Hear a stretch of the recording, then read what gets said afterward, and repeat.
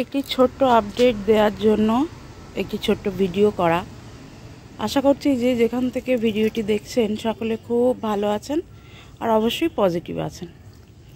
আমার এই গাছটির একটি ব্যাসাল বেরিয়েছে এবং এই হচ্ছে তার কুড়ি। এইবার ব্যাসালের চারদিকে যে ক্লাস্টার হয়, ব্যাসালের কুড়ির চারপাশে সেই ক্লাস্টারও বেরোচ্ছে।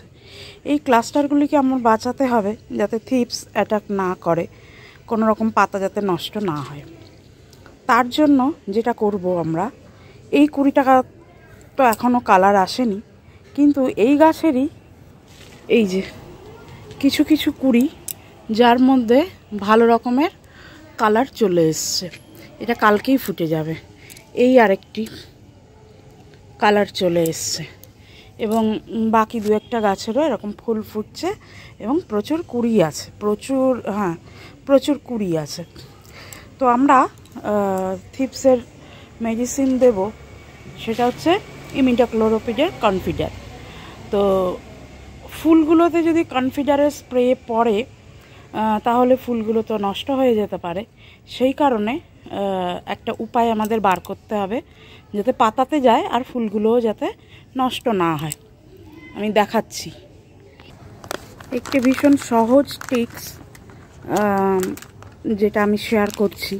জাস্ট এরকম প্লাস্টিকের গ্লাস, যেগুলো অকেশন বাড়িতে অনেক সময় ইউজ করে, এই গ্লাসগুলো জাস্ট এরকম কভারের মতন পরিয়ে দিন।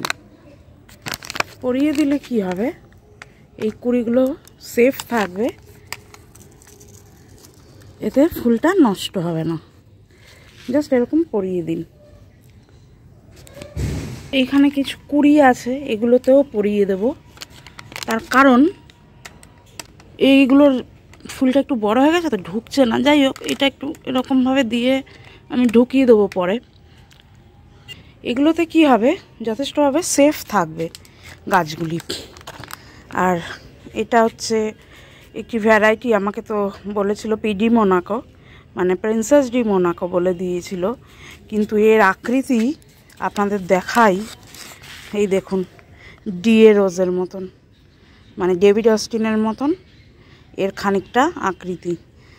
এতটাই ভার আর এত বড় ফুল যে ধরে রাখতে পারছে না সোজাভাবে। আমি কাঠি গুঁজেছি তাও ধরে রাখতে পারছে না, এ নুয়ে যাচ্ছে।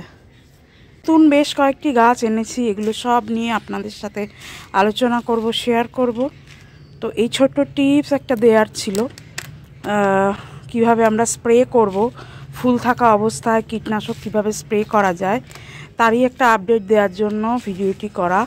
ভালো লাগলে অবশ্যই কমেন্ট করে জানাবেন।